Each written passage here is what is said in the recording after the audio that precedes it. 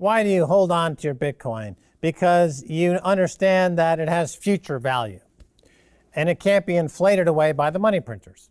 And when I talk to people here in El Salvador and they have maybe 10 or 15 or $20 on their Chivo wallet, they're quite proud of it. They're like, I'm saving this for the future because I know in the future the purchasing power of Bitcoin will be where it is or greater, no doubt much greater. Whereas the fiat money world, they just dump all their toxic sludge into the river. They spend it right now on trinkets and garbage, and they have fiat lives, and they live fiat lives, and they're going to die fiat lives in a fiat grave, singing songs of fiat misery.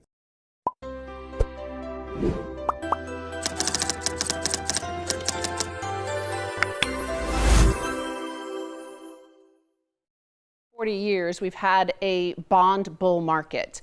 Interest rates have been going down, down, down. And this has encouraged, in this all fiat global dollar system since 1971, what it has encouraged is high time preference, because you could always throw your bad debts into the future. You could always roll over your debt and have some next generation, somebody not yet born, pay the cost for it.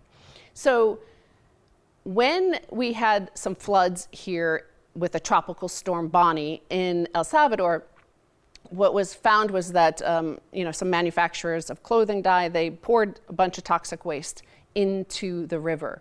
And what the president had tweeted about it was he said that they consider us their garbage dump, like their dumping ground. And the thing that stood out, and you could see the video there of the water all red and toxic, is that you and I, the week before, had spent the day in Apopa under a bridge which connects the San Francisco and Los Angeles communities with a bunch of young people who were cleaning up the trash in the river, along the riverbanks, that had been deposited over the previous 40 years by that same generation with the high time preference, where you could always throw your trash, whether it's your trash economics, your trash financial products, or your trash, literally your trash, into the environment, into the economy of the next generation.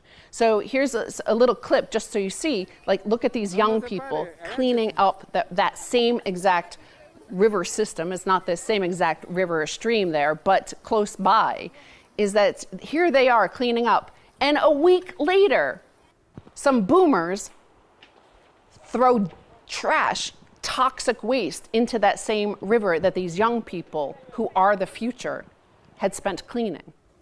Come on, boomers. Stop being disgusting pigs. Yeah, it's terrible. And the new generation coming up, they have to work extra hard to make any progress, because you still have the boomers that have that old mentality, as you say, whether it's throwing toxic risk into the marketplace with bonds that are now collapsing, or actually throwing real garbage into the rivers, which is another form of pollution. It's all pollution, and the boomers essentially thrive on pollution. Now, this new generation, this Bitcoin generation here in El Salvador, they understand the pristine collateral that is Bitcoin, and they reject the idea of fouling the environment for a quick penny. They understand the long-term value of it and its relationship to their overall well-being. And I think that the tide is turning. The rivers are flowing differently, and the Bitcoin ethos is permeating. System of fiat fraud meets ever declining interest rates and intervention by the central banks has allowed a generation to plunder the future. And that changed their mindset. That lowered their morals. Whereas with what Bitcoin will do, and by the way, Bitcoin came at the right time. It came at 2009 during a financial crisis when the worst of this plunder began, when the money printing ratcheted up. And it doesn't even matter. Like, that system is over. That system of plunder, and where you could just keep on rolling over all your risk, all your debt, all your toxins, all your waste into the future and stealing from the future, that was over anyway. Luckily, we have Bitcoin that was invented and birthed in 2009. Well, it was the structure and the incentive model of that system that caused that. The baby boomers became the greediest generation, and the most selfish generation because of the money system under which they operated. So once the US went off the gold standard in 1971, it was all fiat, and they could think that there was no cost, that they could get free lunch, that they could have free energy, abundant free energy, that they could defer costs, that they could dump their costs onto future generations, because it did seem like it worked for 50 years. It kept working, right? House prices kept going up. Your job kept getting better. And you had to work less and less. Literally, nobody works in America anymore, but they're never been wealthier. They say, right? The Fed says you've never been wealthier because your house price is at all-time highs. You don't have to work. So it seemed like it worked, but what it was doing was it was degrading your morals and the entire system, not just the environment, as we saw in that video, when it's treated as a dumping ground. The future is treated as a dumping ground in a fiat system. In a proof of stake system, it is always going to be a dumping ground, simply because those with the most wealth, those who control the flow of that river of money, they get the money first. That's what the Cantillon effect is, by the way. The Cantillon effect is what we see around the world, is that those who are closest to the source of new money, which is the New York Fed, in America, that's the source of free money, and then say the European Central Bank or the Bank of Japan, but the cleanest, freshest, pristine, fresh water of money comes from the New York Fed. They get it for free, and then by the time it rolls out to not only future generations, but other parts of the world, whether it's Latin America or Asia or Sri Lanka or Africa, it's filled with toxic waste of risk, of bad debts, of bad economics, of no work, no labor, and sloth.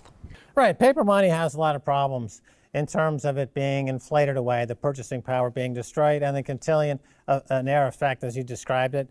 Gold, because it's traded by weight, it has some advantages over fiat money, because somebody can say, this is an ounce of gold. I can weigh it, and it's an ounce, and I know it's an ounce. But of course, over history, there's been problems with fake gold, and it's got costs associated with it in transporting and insuring the gold. Then Bitcoin comes around, and it's a whole new paradigm. It's validated by itself through the work of encryption and mathematics. That's perfect, confiscatable behind an unpenetrable wall of encryption, which is superior to gold and obviously superior to fiat. So it appeals to the psyche, and appeals to the emotion, or it appeals to the human wellness that would be incumbent on us as humans, as part of nature. And this is why this generation is so excited to be part of it. I'm staring into space because I'm channeling the words of Satoshi himself. I am the bishop of Bitcoin. I am Satoshi's representative here on Earth. If you see me staring into space, it's because I'm actually chanting the thoughts and words of Satoshi. But I also wanted to point out that one word that you didn't mention there was trustless. Bitcoin is trustless. You don't need a trusted intermediary like you do in the fiat system, and that is what enables the fraud. As we mentioned in the previous episode, Bastiat has proved and pointed out long ago in 1850 that man, by nature, we seek to plunder. We'd rather plunder than have to work hard out in the fields and build wealth, right? So that is the point about Bitcoin, is it's trustless.